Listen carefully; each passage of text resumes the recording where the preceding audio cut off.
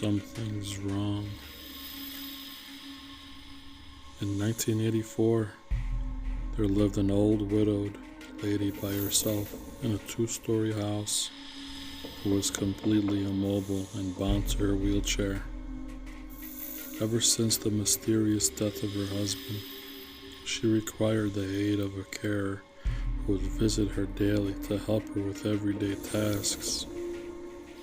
What made it even more difficult was the fact that the two floors of the house were only connected by an old staircase inside. When the old lady needed to move between the two, the carer would have to carry her frail body like an infant up and down the stairs. One day, the police received a call from the widow. There had been a murder. Since police units were scarce at the time, and the murderer had already fled the scene, only one detective was sent out to conduct the initial crime scene report. He arrived to see the carer's body splayed out on the floor with her vocal cords ripped out and a pool of blood on the first level of the house.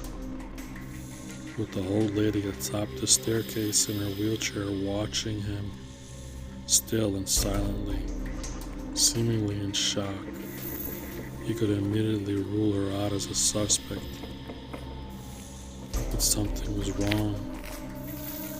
Due to her inability to move up and down the stairs, and because she was trapped up there the time the murder took place. It was similar to the death of her husband many years ago, who had suffocated in his sleep on the couch downstairs. The detective put on his gloves, took photos, swabbed for evidence, and covered the body until the coroner arrived later. All routine business.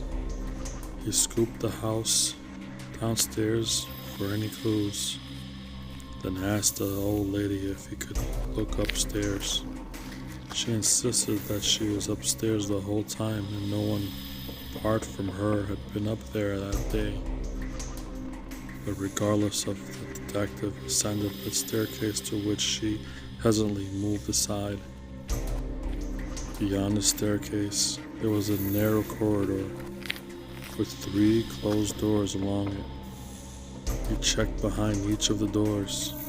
The empty bedroom, nothing. The bathroom, nothing. He became anxious as he slowly made his way to the final bedroom where the old lady slept. He opened it and everything looked normal. A bed, a wardrobe, and a bedside table with a lamp. He checked every wall of the room in horror, as it was not what he discovered, but it was what he didn't discover that made him stop dead in his tracks and slowly reach for his gun in its holster.